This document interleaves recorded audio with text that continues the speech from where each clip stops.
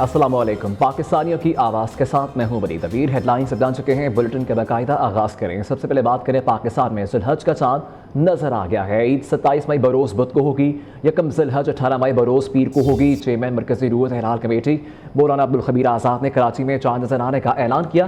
لاہور، اسلام آباد، پشاور، کوئٹہ میں ذو الہلال کمیٹیوں کے اجلاس بھی ہوئے۔ پاکستان کے مختلف مقامات سے ماہ ذو الحجہ کا چاند نظر آنے کی شہادتیں موصول ہوئی، جس میں کراچی، مردان، راولپنڈی، پشاور، سندھ اور دیگر مقامات شامل ہیں جہاں پر چاند نظر آ گیا ہے۔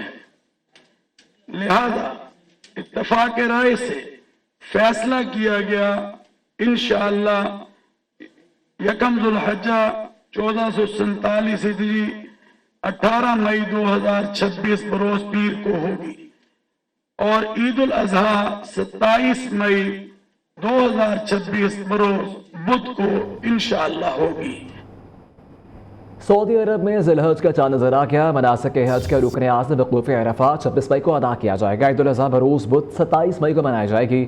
مشرق وسطیٰ، ترکیہ، تیونس اور ملیشیا میں بھی ذی الحج کا چاند نظر آ گیا۔ دیگر اسلامی ممالک میں ذی الحج کا چاند نظر آج دیکھا جائے گا، جس کے بعد دیگر اسلامی ممالک میں عید الاضحیٰ کی تاریخوں کا اعلان ہوگا۔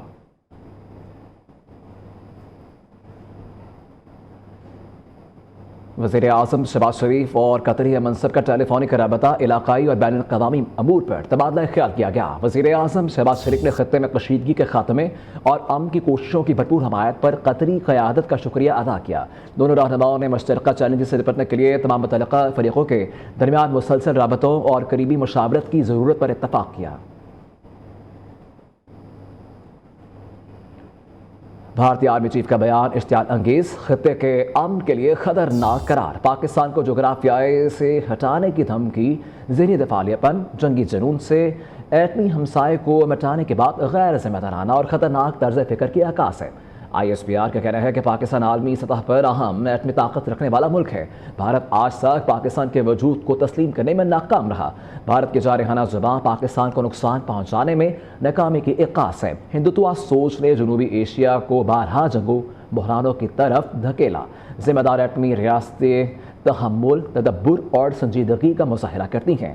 ڈیٹیلز اسلام آباد سے جاوید بلوچ کی اس رپورٹ میں۔ پاکستان کی نیٹ ریجنل اسٹیبلائزر کے طور پر اہمیت اجاگر، امریکہ نے دہشت گردی کے خلاف پاکستان کو کلیدی شراکت دار قرار دے دیا۔ امریکی سینٹ کام کے سربراہ ایڈمرل پیٹ کوپر کا کہنا ہے کہ پاکستان انسداد دہشت گردی کا قابل اعتماد شراکت دار ہے۔ پاکستان خطے میں داعش خراسان کے خلاف جنگ میں کلیدی حیثیت رکھتا ہے۔ اسلام آباد کے ساتھ مضبوط فوجی شراکت داری سے دہشت گردی کے خلاف ٹھوس نتائج حاصل ہوئے۔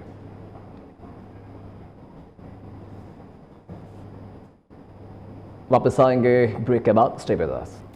وزیر داخلہ محسن نقوی کی تہران میں ایرانی صدر مسعود پزشکیان سے ملاقات، خطے کی موجودہ صورتحال سمیت اہم امور پر گفتگو ہوئی۔ دونوں رہنماؤں کے درمیان تقریباً 90 منٹ تک ملاقات جاری رہی۔ ایرانی وزیر داخلہ سکندر مومنی بھی موجود تھے۔ محسن نقوی ایرانی وزیر خارجہ عباس عراقچی سے بھی ملے۔ وزیر داخلہ محسن نقوی نے ایرانی پارلیمنٹ کے اسپیکر باقر قالباف سے ملاقات بھی کی۔ خطے میں کشیدگی اور آبِ ہرمز کی بندش سے متعلق بات چیت کی گئی۔ امریکہ اور اسرائیل پر ایران پر دوبارہ حملوں کی تیاری کریں گے۔ امریکی اخبار نیو یارک ٹائمز کا دعویٰ، بیانہ میں روس کے مستقل مندوب میخائل ایلنون نے ردعمل دیتے ہوئے کہا ہے کہ ایران پر دوبارہ حملوں کا مطلب امریکہ اور اسرائیل نے ماضی سے کچھ نہیں سیکھا۔ چین کا آبِ ہرمز کھولنے کے لیے مکمل جنگ بندی کا موقف درست ہے۔ آذربائیجان کے صدر سے وزیر اعلیٰ مریم نواز کی باکو میں ملاقات، سیاسی، اقتصادی، سفارتی، دفاعی اور دیگر شعبوں میں تعاون پر تبادلہ خیال، باہمی تعاون، تجارتی تعلقات کو مزید وسعت دینے پر اتفاق۔ وزیر اعلیٰ مریم نواز نے آذربائیجان کے صدر الہام علیف کو نواز شریف اور وزیر اعظم شہباز شریف کا سلام پہنچایا۔ آذربائیجان کے صدر الہام علیف نے سلام کا شکریہ ادا کیا۔ آذربائیجان کے صدر نے نواز شریف شہباز شریف کے لیے سلام پہنچانے کا کہا۔ وزیر اعلیٰ پنجاب مریم نواز نے آذربائیجان کے بابائے قوم حیدر علی کے مقبرے پر حاضری دی۔ وزیر اعلیٰ کے باکو میں یادگار کوچہ شہداء پر آمد پھول رکھے۔ مریم نواز اور وفد کے شرکاء نے آذربائیجان کے قومی شہداء کی قربانیوں کو سراہا۔ वफाक ने किसी नई तरमीम के लिए सिंध हुकूमत से राबता नहीं किया। शर्जील में ने नई तरमीम से मुतल्लिक बातें प्रोपेगेंडा करार दे दी। वफाक ने आइनी तरमीम पर राबता किया तो CEC इजलास में मुशावरत करेंगे, किसी को नफरत या लसानियत की सियासत की इजाज़त नहीं देंगे। सिंध के सीनियर वजीर शर्जील नामेमन की मीडिया से गुफ्तगू कहा कि सिंध भर में मेगा प्रोजेक्ट्स पर काम जारी। 23 मई को शाहराह भट्टो का इफ्तिताह हो जाएगा। हमारा फोकस इलेक्शन नहीं, आवाम को रिलीफ देने पर है। मनशियात नेटवर्क का खात्मा सिंध हुकूमत की जिम्मेदारी है। अनमोल पिंकी जहर बेचने वाली खातून है, इसे ग्लैमराइज ना किया जाए। केस की आड़ में लोगों की पगड़ियां उछालने से गुरेज किया जाए। गवर्नर खैबर पख्तूनख्वा फैसल करीम कुंडी से वज़ीर आला सुहेल अफरीदी की गवर्नर हाउस में मुलाकात। सुबह में अमन व अमान की सूरत हाल और दीगर अहम अमूर पर तबादला ख्याल। गवर्नर ने सुबह में CNG की बंदिश को आइन की खिलाफ वर्जी करार दे दिया। खैबर पख्तूनख्वा पुलिस की तनख्वाहों में इजाफे पर भी गौर किया गया। वज़ीर आला सुहेल अफरीदी की मुलाकात में स्पीकर सूबाई असम्बली बाबर सलीम सवाती, वज़ीर इत्तलात शफी जान और चीफ सेक्रेटरी भी मौजूद थे। गवर्नर खैबर पख्तूनख्वा ने कहा कि गंदम और CNG की बंदिश से सूबे का गरीब तबका मुतासिर हो रहा है।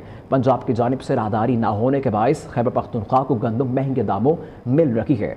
गवर्नर फैसल करीम कुंडी ने बताया है कि खैबर पख्तूनख्वा के पादाबानी तारीख में पहली बार South Asia Commonwealth women parliamentarians conference का इनेकाद किया जा रहा है, जो कि सूबे के लिए एजाज़ की बात है। वापस आएंगे ब्रेक के बाद, साथ रहिएगा। मुनशियात फरोश अनमोल उर्फ पिंकी मुनशियात केस की तहकीकात जारी। पिंकी के नादरा शनाख्ती कार्ड या पासपोर्ट की कॉपी सामने आ गई है। पिंकी ने 17 अप्रैल 2018 को कराची से पासपोर्ट हासिल किया, जो 17 अप्रैल 2023 को पासपोर्ट एक्सपायर हो गया था। पिंकी ने शनाख्ती कार्ड कराची से 6 दिसंबर 2016 में हासिल किया, जिस पर अबुल हसन अस्फहानी रोड गुलशन इकबाल पता दर्ज है। तफ्तीशी ज़राए के मुताबिक पिंकी ने नाम तब्दील करके एक और शनाख्ती कार्ड बनवाने की भी कोशिश की। पिंकी की सफरी तफसीलात हासिल करने की कोशिश की जा रही है। वज़ीर आला सिंध का जैकबाबाद में पसंद की शादी पर आग लगाने के वाक़े का नोटिस कमिश्नर और DIG लारकाना से रिपोर्ट तलब कर ली गई। वज़ीर आला मुराद अली शाह का मुल्ज़िमान के खिलाफ सख्त कार्रवाई करने का हुक्म। कहा कि 100 से ज़ायद घरों को जलाना गैर इंसानी अमल है। घर किसके हुक्म पर जलाए गए पता करके कार्रवाई की जाए। किसी को आवाम के जान माल से खेलने की इजाज़त नहीं दी जा सकती। दूसरी तरफ लड़की के वालिद का वीडियो बयान भी सामने आ गया। रफ़ीक चन्ना का कहना है कि बर्थ सर्टिफिकेट के मुताबिक बेटी नाबालिग सिदरा की उम्र 14 साल और मेरी 2 बेटियां सिदरा और 4 साल अक्सा को अगवा किया गया।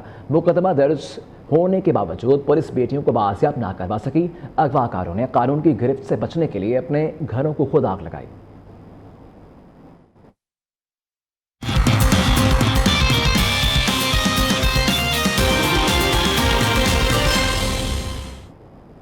सिलहट टेस्ट के दूसरे दिन बांग्लादेश की पोजीशन मजबूत। पाकिस्तान पर वाइट वॉश के खतरात मंडराने लगे। बांग्लादेश की पाकिस्तान के खिलाफ मजमूई तौर पर 156 रन की बढ़तरी हासिल कर ली। दूसरे इनिंग्स में मेज़बान टीम ने 3 विकेटों के नुकसान पर 110 रन बना लिए। इससे पहले पाकिस्तान की बैटिंग एक बार फिर नाकाम। बांग्लादेश के 278 रन के जवाब में कौमी टीम पहले इनिंग्स में 232 रन पर ढेर हो गई। बाबर आजम 68 के साथ टॉप स्कोरर रहे। लाहौर में शाहपुर कांचरा मवेशी मंडी में कुर्बानी के जानवरों की बहार। मंडी में छोटे और बड़े जानवरों की बड़ी तादाद मौजूद है। खूबसूरत और सेहतमंद जानवर शहरियों की तवज्जो का मरकज बने हुए हैं।